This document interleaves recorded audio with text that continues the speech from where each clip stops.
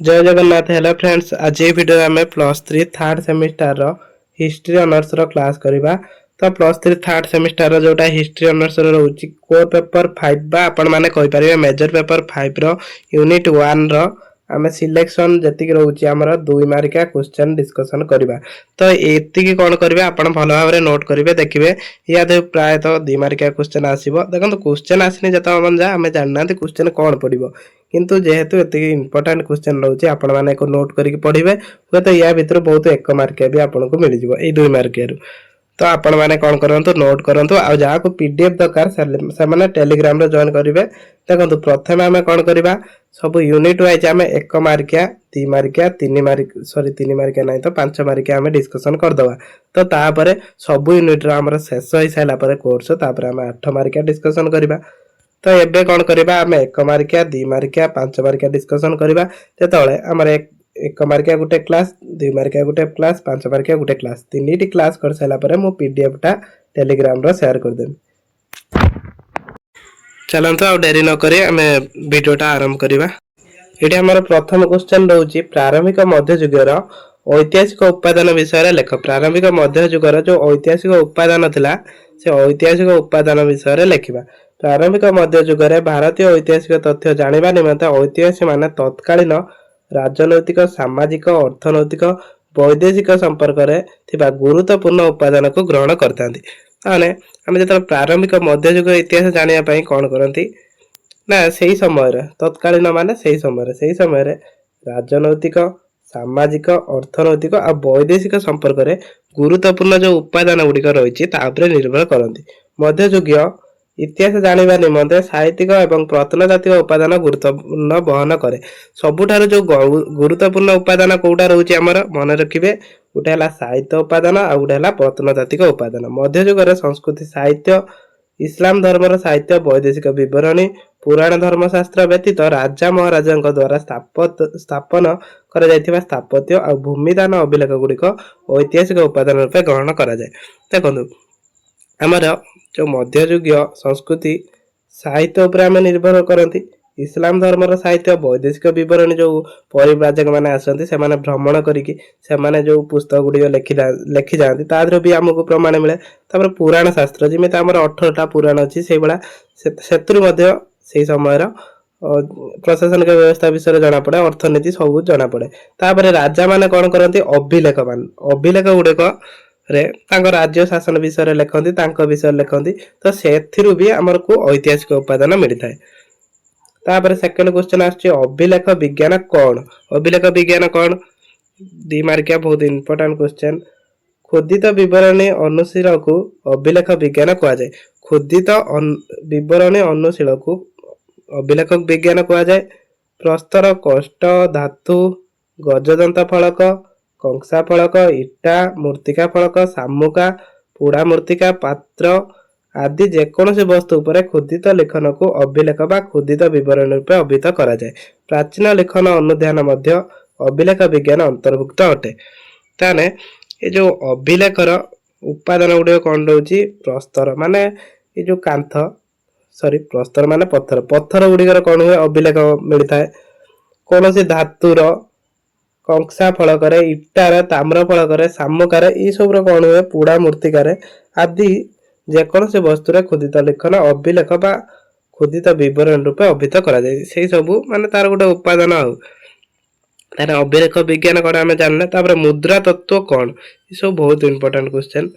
प्राचीन एवं मध्ययुगीय इतिहास मुद्रा अध्ययन को विद्या को मुद्रा तत्व कह जाए। साधारण भाषा आम कहि परिबा मुद्रा अध्ययन विद्या को मुद्रा तत्व कह जाए। प्रारंभिक मध्ययुगीय इतिहास जानिबा निमंते मुद्रा एक गुरुत्वपूर्ण उपादान। देखो मुद्रार भी कौन जमी आम हरप्पा सभ्यतार जो क्या शिव को पूजा करते बोली आम कौन मुद्रारू जानी ताम्र फलकर जानते से भाया कथा कहला। मुद्रारू आम बहुत ऐतिहासिक गुरुत्वपूर्ण उपादान जानी था कि धर कि राजा धर अश्वमेध यज्ञ विषय आम जानी था से भाया। प्रारंभिक मध्ययुगीय मुद्रा को मानकर तत्कालीन सामाजिक राजनैतिक अर्थनैतिक इतिहास गुरुत्वपूर्ण दिग अनुशीलन इतिहास माने करिथांती। तत्कालीन गुप्त शक कुषाण ପ୍ରତିହାର, ଚାଲୁକ୍ୟ, ଚୋଳ ଆଦି ରାଜବଂଶ ରାଜାମାନେ ମୁଦ୍ରା ପ୍ରଚଳନ କରିଥିବା ପ୍ରମାଣ ମିଳେ। ସେମାନେ ସବୁ ମୁଦ୍ରା ପ୍ରଚଳନ କରିଥିଲେ। ଧର ସୁନା ମୁଦ୍ରା, ରୂପା ମୁଦ୍ରା ଏଗୁଡା ସେମାନେ ପ୍ରଚଳନ କରିଥିଲେ। ତାପରେ ପ୍ରାରମ୍ଭିକ ମଧ୍ୟଯୁଗର ବିତର୍କ ବିଷୟରେ ଲେଖ। ବିତର୍କ କଣ? ଐତିହାସିକ ମାନଙ୍କ ମତରେ ପ୍ରାରମ୍ଭିକ ମଧ୍ୟଯୁଗର ବ୍ୟାପକ ରାଜନୈତିକ ପରିବର୍ତ୍ତନ ଦୃଷ୍ଟିଗୋଚର ହୋଇଥିଲା। ଐତିହାସିକ ଶର୍ମାଙ୍କ ମତରେ ପ୍ରାରମ୍ଭିକ ମଧ୍ୟଯୁଗରେ ସମାନ୍ତ ବ୍ୟବସ୍ଥା ପ୍ରଚଳନ ଯୋଗୁଁ ଏକ ଭୂମି ଅଧିକାର ଶାସକ ଶ୍ରେଣୀ ସୃଷ୍ଟି ହୋଇଥିଲା। ବାଣିଜ୍ୟ ଏବଂ ନଗର ଗୁଡ଼ିକ ଉଲ୍ଲେଖନୀୟ ପତନ ଘଟିଥିଲା। ଏଇଟା ହେଲା ଆମର ପ୍ରାରମ୍ଭିକ ମଧ୍ୟଯୁଗର ବିତର୍କ। ତାପରେ ରାଜପୁତ ମାନଙ୍କ ଉତ୍ପତ୍ତି ବିଷୟରେ ଲେଖ। ଭାରତ ଭୂଖଣ୍ଡରେ ରାଜପୁତ ରାଜବଂଶ ଉତ୍ପତ୍ତି ବିଷୟରେ ଅତୀବ ବିଶାଳ ଓ ସଂଶୟାତ୍ମକ ଅଟେ। ଭାରତ ଭୂଖଣ୍ଡରେ ଯୋଉ ରାଜପୁତ ମାନେ ରାଜବଂଶର ଉତ୍ପତ୍ତି ହୋଇଥିଲା ଅତୀବ ବିଶାଳ ଆଉ ଏଟା କଣ କହିଲା ସଂଶୟାତ୍ମକ ଅଟେ। ଗୋତ୍ର ବିଚାରକୁ ନେଇ ରାଜପୁତ ମାନେ ଚନ୍ଦ୍ରବଂଶ ସୋମବଂଶରୁ ଉତ୍ପନ୍ନ ହୋଇଥିବା ଜଣାପଡେ। ତାହେଲେ ରାଜପୁତ ମାନେ କେଉଁ ବଂଶର ଉତ୍ପତ୍ତି ହୋଇଥିଲେ? ଏକ ମାର୍କିଆ ଆସିବ ଚନ୍ଦ୍ରବଂଶୀ। ମାତ୍ର ପ୍ରାଚୀନ ଶାସ୍ତ୍ରରେ ସେମାନଙ୍କୁ ସୂର୍ଯ୍ୟବଂଶ ରୂପେ ଉପସ୍ଥାପନ କରିଛନ୍ତି। ମାତ୍ର ପ୍ରାଚୀନ ଶାସ୍ତ୍ର ମାନେ ପୁରୁଣା ଶାସ୍ତ୍ରରେ କଣ କରାଯାଇଛି? ସେମାନଙ୍କୁ ସୂର୍ଯ୍ୟବଂଶ ରୂପେ ଉପସ୍ଥାପନ କରିଛନ୍ତି। କିମ୍ବଦନ୍ତୀ ଅନୁଯାୟୀ ରାଜପୁତ ମାନେ କଳିଯୁଗର ମ୍ଲେଚ୍ଛ ସଂହାର କରି ପୃଥିବୀ ପୃଷ୍ଠରେ କ୍ଷତ୍ରିୟ ରୂପେ ସୃଷ୍ଟି ହୋଇଥିଲେ। ତାହେଲେ କିମ୍ବଦନ୍ତୀ କଣ କହୁଛି ନା ରାଜପୁତ ମାନେ କଣ କରିଥିଲେ ନା କ୍ଷତ୍ରିୟ ରୂପେ ସୃଷ୍ଟି ହୋଇଥିଲେ। ଲୋକ କଥା ଗୁଡିକରେ ରାଜପୁତ ମାନେ ଅଗ୍ନିକୂଳ ବା ଅଗ୍ନି ଜନ୍ମିତ ରୂପେ ବର୍ଣ୍ଣନା କରାଯାଇଛି। ମାନେ ବିଭିନ୍ନ ପ୍ରକାର ଭାବରେ ବର୍ଣ୍ଣନା କରାଯାଇଛି। ଏତିକି ଲେଖିବେ। ଚୋଳ ମାନଙ୍କ ନଗରୀ ଗୁଡିକ ବର୍ଣ୍ଣନା କର। ଚୋଳ ମାନଙ୍କ ନଗରୀ ଗୁଡିକ କଣ? ଆଧୁନିକ ତ୍ରିଚିନାପଲ୍ଲୀ, ତାଞ୍ଜୋର, ପୁରାତନ ପୁତୁକୋଟ୍ଟାଇ ରାଜ୍ୟ ଏକ ଅଂଶ ଦ୍ୱାରା ଚୋଳ ରାଜ୍ୟ ଗଠିତ। ଏହା ଉଲ୍ଲେଖନୀୟ ନଗରୀ ଗୁଡିକ ମଧ୍ୟରେ ତାଞ୍ଜୋର, ତ୍ରିଚିନାପଲ୍ଲୀ ଆଉ ଗୋଟେ ହେଲା କଣ କୁମ୍ଭାକୋରମ ଅନ୍ୟତମ। ଚୋଳ ଏଇ ଦିଟା କଣ ଥିଲା? ଏଇ ଦିଟା ଥିଲା ଅନ୍ୟତମ। ଚୋଳ ରାଜଧାନୀ କଙ୍ଗେକୋଣ୍ଡା ଚୋଳପୁରମ ଏକ ପ୍ରସିଦ୍ଧ ନଗରୀ। ଏଇଟା ବି ଗୋଟେ ପ୍ରସିଦ୍ଧ ନଗରୀ ଥିଲା। ତାପରେ କାବାରପାଟନିମ ପ୍ରସିଦ୍ଧ ବନ୍ଦର ନଗରୀ ଅଟେ। ଏଇଟା ପଢିବାରେ ଏକ ମାର୍କିଆ ଦେଖିବ। କାବାରପାଟନିମ ଏଇଟା କଣ ଥିଲା? ପ୍ରସିଦ୍ଧ ବନ୍ଦର ନଗରୀ। ଏଇଠି ପଢିବ ଚୋଳ ମାନଙ୍କର ପ୍ରସିଦ୍ଧ ବନ୍ଦର ନଗରୀ କୋଉଠି ଥିଲା। ଯାହାର ଏମସିକ୍ୟୁ ଆସେ କେଉଁଠି ଥିଲା ପଢିବ, ଅପସନ ଦବ। ନହେଲେ ଯାହାର ଡେସ୍ ପୂରଣ ଆସେ ଡେସ୍ ଠାରେ ଥିଲା। ଚୋଳ ସ୍ଥାନୀୟ ସ୍ୱାୟତ୍ତ ଶାସନ ବ୍ୟବସ୍ଥା ସମ୍ପର୍କରେ ଲେଖ। ସଂକ୍ଷେପରେ ଲେଖ। ମୁଁ କହୁଛି ସମ୍ପର୍କରେ ଲେଖ, ସେ ଏକା କଥା ହେଲା। ସମଗ୍ର ଚୋଳ 8 ଗୋଟି ମଣ୍ଡଳମ ବା ପ୍ରଦେଶରେ ଶାସିତ ହୋଇଥିଲା। ଏଇଟା ବି ଏକ ମାର୍କିଆ ଆସିବ।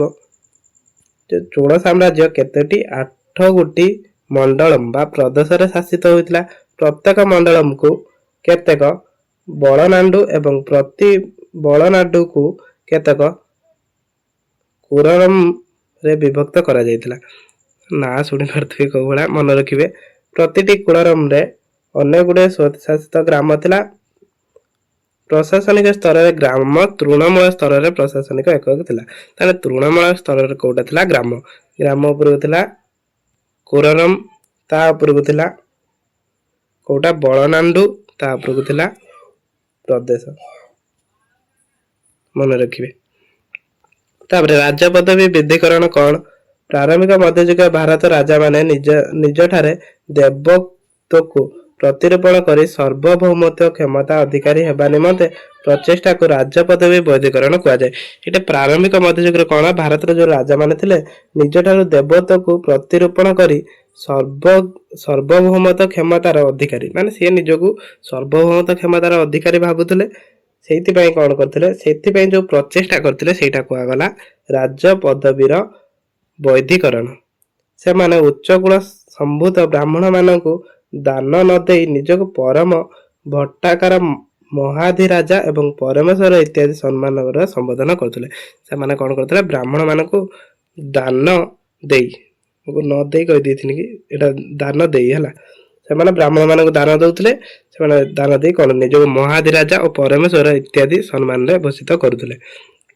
ତାପରେ ପ୍ରାରମ୍ଭିକ ମଧ୍ୟଯୁଗରେ ବ୍ରାହ୍ମଣ ମାନଙ୍କ ଭୂମିକା ସମ୍ପର୍କରେ ଲେଖ। ବ୍ରାହ୍ମଣ ମାନଙ୍କର ସେଇ ସମୟର ଭୂମିକା କଣ ଥିଲା? ପ୍ରାରମ୍ଭିକ ମଧ୍ୟଯୁଗରେ ବ୍ରାହ୍ମଣ ମାନେ ଗୁରୁତ୍ୱପୂର୍ଣ୍ଣ ଭୂମିକା ଅଧୀନ ହେଉଥିଲେ। ଦେଖନ୍ତୁ ବ୍ରାହ୍ମଣ ମାନଙ୍କର ପ୍ରାଚୀନ ଯୁଗରେ ବହୁତ ଗୁରୁତ୍ୱପୂର୍ଣ୍ଣ ଭୂମିକା ଥିଲା, ଏବେ ବି ଅଛି। ରାଜପଦବୀ ବୈଧିକରଣ ପ୍ରସଙ୍ଗ ସମ୍ପର୍କରେ ଭୂମିକାରେ ବ୍ରାହ୍ମଣ ମାନେ ଅବଦାନ ଯଥେଷ୍ଟ ଥିଲା। ବ୍ରାହ୍ମଣ ମାନଙ୍କର ଅବଦାନ ମଧ୍ୟ ବି ଯଥେଷ୍ଟ ଥିଲା। ମଧ୍ୟଯୁଗରେ ବ୍ରାହ୍ମଣ ମାନଙ୍କୁ ଶାସକ ମାନେ ପ୍ରଭୁତ ଭୂମି ଅନୁଦାନ ପ୍ରଦାନ ସହ ବହୁ ଉପହାର ସମ୍ମତି କରୁଥିଲେ। ସେଇ ସମୟରେ ବ୍ରାହ୍ମଣଙ୍କୁ କଣ ଶାସକ ମାନେ ବହୁତ ଉପହାର ଦଉଥିଲେ, କାହିଁକି ନା ସେମାନେ କଣ ରାଜ ଅଭିଷେକ ଏସବୁ କରୁଥିଲେ। ରାଜା ପଦବୀ ବୈଧିକରଣ ପାଇଁ ମଧ୍ୟଯୁଗୀୟ ଶାସକ ମାନେ ପ୍ରଚୁର ଭୂମି ଦାନ କରି ବ୍ରାହ୍ମଣ ମାନଙ୍କୁ ପ୍ରତିଷ୍ଠା ପ୍ରତିପତ୍ତି ବୃଦ୍ଧିରେ ସହାୟକ କରୁଥିଲେ। ଦେଖନ୍ତୁ ବ୍ରାହ୍ମଣ ମାନଙ୍କୁ ଏମାନେ ଅଧିକ କଣ ଏଇ ଯୋଉ ତାଙ୍କର ବୈଧିକରଣ ପାଇଁ କଣ କରୁଥିଲେ, ଭୂମି ଅନୁଦାନ କରୁଥିଲେ, ତାଙ୍କୁ ଶ୍ରେଷ୍ଠ ସ୍ଥାନ ଦିଆଯାଇଥିଲା। ସେମାନେ ଯାଗଯଜ୍ଞ କରୁଥିଲେ, ସେଇଥିପାଇଁ କଣ ହେଇଥିଲା ସେତେବେଳେ ବ୍ରାହ୍ମଣଙ୍କ ପ୍ରତିପତ୍ତି ବୃଦ୍ଧି ହେଇଥିଲା। ରାଜ ପୃଷ୍ଠପୋଷକତାର ପ୍ରାପ୍ତ ବ୍ରାହ୍ମଣ ସମାଜ ସର୍ବଦା ରାଜାଙ୍କୁ ନୈତିକ ସମର୍ଥନ ପ୍ରଦାନ କରୁଥିଲେ। ତାପରେ ସଞ୍ଚିନ ଉତ୍ସବ କଣ? ସଞ୍ଚିନ ଉତ୍ସବ କଣ? ରାଜସ୍ୱର ଏକ ଗୁରୁତ୍ୱପୂର୍ଣ୍ଣ ଅଙ୍ଗ ଥିଲା ସଞ୍ଚିନ ଉତ୍ସବ ବା ଅଭିଷେକ। ଏଇଟା ମୁଁ କହୁଥିଲି ବ୍ରାହ୍ମଣ ମାନେ କରୁଥିଲେ। ଏହା ସୂର୍ଯ୍ୟ, ଅଗ୍ନି, ଜ୍ୟେଷ୍ଠ, ସୋମ ବନସ୍ପତି, ବୃହସ୍ପତି ବାକ୍, ଇନ୍ଦ୍ର ଧନପତି, ରୁଦ୍ର ପଶୁପତି ପରି ଦେବତା ମାନଙ୍କ ପୂଜା ଅର୍ଚ୍ଚନା ସହ ଆରମ୍ଭ ହୋଇଥିଲା। ଏସବୁ କଣ ଏଇ ଦେବତା ମାନଙ୍କୁ ପୂଜା ଅର୍ଚ୍ଚନା କରି ଆରମ୍ଭ କରିଥିଲା। ହୋମ ଯଜ୍ଞ ପରେ ରାଜକୁମାରଙ୍କ ଏକ ବ୍ୟାଘ୍ର ଚମ୍ର ଉପରେ ଉପବେଶନ କରାଇ ବିଭିନ୍ନ ତୀର୍ଥ ଜଳରେ ପବନ ସିଞ୍ଚନ ପୂର୍ବକ ଆଶୀର୍ବାଦ ପ୍ରଦାନ କରାଯାଏ। ଏପରି ଜଳାଭିଷେକ ବ୍ରାହ୍ମଣ ପୁରୋହିତ ମାନଙ୍କ ଦ୍ଵାରା କରାଯାଇଥାଏ। ଏସବୁ କଣ ବ୍ରାହ୍ମଣ ଆଉ ପୁରୋହିତ ମାନେ ମୁଁ କହୁଥିଲି, ସେଇଥିପାଇଁ କଣ ବ୍ରାହ୍ମଣଙ୍କର ପ୍ରତିପତ୍ତିଟା ଅଧିକ ଥିଲା। ପ୍ରାରମ୍ଭିକ ମଧ୍ୟଯୁଗ ତୀର୍ଥସ୍ଥଳୀ ସମ୍ପର୍କରେ ବିବରଣୀ ଲେଖ। ତୀର୍ଥସ୍ଥଳୀ ପ୍ରାରମ୍ଭିକ ମଧ୍ୟଯୁଗ ଭାରତ ବର୍ଷରେ ବୈଦିକ ଦେବାଦେବୀଙ୍କ ପ୍ରସିଦ୍ଧ ପୀଠସ୍ଥଳୀ ନବକଳେବର ଦେଖିବାକୁ ମିଳିଥାଏ। ସେଇଟା ଆମର କଣ ନା ବିଭିନ୍ନ ଯୋଉ ପ୍ରସିଦ୍ଧ ପୀଠସ୍ଥଳୀ ଗୁଡିକ ଥିଲା। ରାଜ ପୃଷ୍ଠପୋଷକତାରେ ବିଭିନ୍ନ ବୈଷ୍ଣବ, ଶୈବ, ଶକ୍ତ ସମ୍ପ୍ରଦାୟର ତତ୍କାଳୀନ କଳା ସ୍ଥାପତ୍ୟ ଶୈଳୀରେ ଶୌଚ ମନ୍ଦିର ଦେବାଦେବୀଙ୍କ ନିମନ୍ତେ ନିର୍ମାଣ କରାଯାଇଥିଲା। ତତ୍କାଳୀନ ମନ୍ଦିର ଗୁଡିକ ରାଜନୈତିକ ସର୍ବୋଚ୍ଚ ସ୍ଥାନ ଅଧିକାର କରିଥିଲା। ମନ୍ଦିର ଗୁଡିକ ତୀର୍ଥସ୍ଥଳୀ ରୂପେ ବିଭିନ୍ନ ସମ୍ପ୍ରଦାୟ ଆକର୍ଷଣ କେନ୍ଦ୍ରବିନ୍ଦୁ ପାଲିଟିଥିଲା। ବିସ୍ତୀର୍ଣ୍ଣ ଭୂସମ୍ପତ୍ତି ଅନୁଦାନ ମନ୍ଦିର ଗୁଡିକ ସ୍ୱଚ୍ଛଳ ଅର୍ଥନୀତି ଦେବାଳୟକୁ ତୀର୍ଥସ୍ଥଳୀ ରୂପେ ପରିଚିତ କରିଥିଲା। ତାପରେ ଆରବ ମାନଙ୍କ ସିନ୍ଧୁ ଆକ୍ରମଣର ପ୍ରମୁଖ ଦୁଇଟି କାରଣ ଲେଖ। ଆରବ ମାନେ କାହିଁକି ସିନ୍ଧୁ ଆକ୍ରମଣ କରିଥିଲେ? ଦୁଇଟି କାରଣ ଆମେ ଲେଖିବା। ସିନ୍ଧୁ ଆକ୍ରମଣ ପ୍ରଥମ ଗୁରୁତ୍ୱପୂର୍ଣ୍ଣ କାରଣ ଥିଲା ଭାରତର ଧନ ସମ୍ପତ୍ତି ଲୁଣ୍ଠନ କରିବା। ଏଇଟା ସବୁଠୁ ବଡ କାରଣ ଥିଲା। ଇଂରେଜ ମାନେ ବି ଏଇଥିପାଇଁ ଭାରତକୁ କଣ କରିଥିଲେ? ଆକ୍ରମଣ କରିଥିଲେ। ଭାରତର ସଂଖ୍ୟାଗରିଷ୍ଠ ଅଧିବାସୀ ହିନ୍ଦୁ ଥିଲେ, ତେଣୁ ଭାରତରେ ଇସଲାମ ଧର୍ମ ପ୍ରସାରରେ ଆରବ ସିନ୍ଧୁ ଆକ୍ରମଣ ଦ୍ୱିତୀୟ କାରଣ ଥିଲା। ତାମାନେ ସେମାନେ ବି ନିଜ ଧର୍ମ ପ୍ରସାର କରିବା ଲାଗି ଭାରତକୁ ଆକ୍ରମଣ କରିଥିଲେ, ଧର୍ମ ବି ପ୍ରସାର କରିଥିଲେ। ମହମ୍ମଦ ବିନ୍ କାସିମ କିଏ ଥିଲେ? ମହମ୍ମଦ ବିନ୍ କାସିମ ତ ଆମେ ଜାଣିଛନ୍ତି 712ରେ କଣ କରିଥିଲେ? ସିନ୍ଧୁକୁ ଆକ୍ରମଣ କରିଥିଲେ। ଛଛ ନାମ ଗ୍ରନ୍ଥରୁ ମହମ୍ମଦ ବିନ୍ କାସିଙ୍କ ଇତିହାସ ଜଣାପଡେ। କୋଉଟାର? ଏଇଟା ଏକ ମାର୍କିଆ ପାଇଁ ତ ପଢିବା। ଛଛ ନାମ ଗ୍ରନ୍ଥ କାହା ବିଷୟରେ? କାହା ଇତିହାସ? ମହମ୍ମଦ ବିନ୍ କାସିମ। ମହମ୍ମଦ ବିନ୍ କାସିମ ଜଣେ ଉଗ୍ର ସ୍ୱଭାବର ଆକ୍ରମଣକାରୀ ଥିଲେ। ଏହି ବ୍ୟକ୍ତି ମୀର କାସିମ ନାମରେ ପରିଚିତ। ମୀର କାସିମ ନାମରେ ବି ପରିଚିତ। ସେ ସାଉଦି ଆରବ ଦେଶରେ 795 ଖ୍ରୀଷ୍ଟାବ୍ଦରେ ଜନ୍ମଗ୍ରହଣ କରିଥିଲେ। ସେ ହାଜାଜ ବିନ୍ ୟୁସୁଫଙ୍କ ଜାମାତା ଥିଲେ। ମାତ୍ର 17 ବର୍ଷ ବୟସରେ ସେ ଏକ ଶକ୍ତିଶାଳୀ ସୈନ୍ୟବାହିନୀ ସହିତ 712 ଖ୍ରୀଷ୍ଟାବ୍ଦରେ ଭାରତ ସିନ୍ଧୁ ପ୍ରଦେଶ ଆକ୍ରମଣ କରିଥିଲେ। ସେ ସିନ୍ଧୁର ଶାସକ ଦାହିରକୁ ପରାସ୍ତ କରି ସିନ୍ଧୁ ପ୍ରଦେଶର ତାଣ୍ଡବ ରଚାଇ ଇସଲାମ ଧର୍ମ ସ୍ଥାପନ କରିଥିଲେ। ଏଇ ଭିଡିଓରେ ଆମର 2 ମାର୍କିଆ କ୍ୱେଶ୍ଚନ ଆମର ସରୁଛି। ନେକ୍ସଟ ଭିଡିଓରେ ଆମେ ଯେତିକି ରହୁଛି ଇମ୍ପୋର୍ଟାଣ୍ଟ 5 ମାର୍କିଆ କ୍ୱେଶ୍ଚନ ଡିସ୍କସନ କରିବା। ଦେନ୍ ଆମର ୟୁନିଟ 1 ଶେଷ। ଲାଷ୍ଟକୁ କଣ କରିବା? 8 ମାର୍କିଆ କ୍ୱେଶ୍ଚନ ଡିସ୍କସନ କରିବା। ତ ରେଗୁଲାର କ୍ଲାସ କରିବା ପାଇଁ ଚ୍ୟାନେଲକୁ ନିଶ୍ଚୟ ଭାବରେ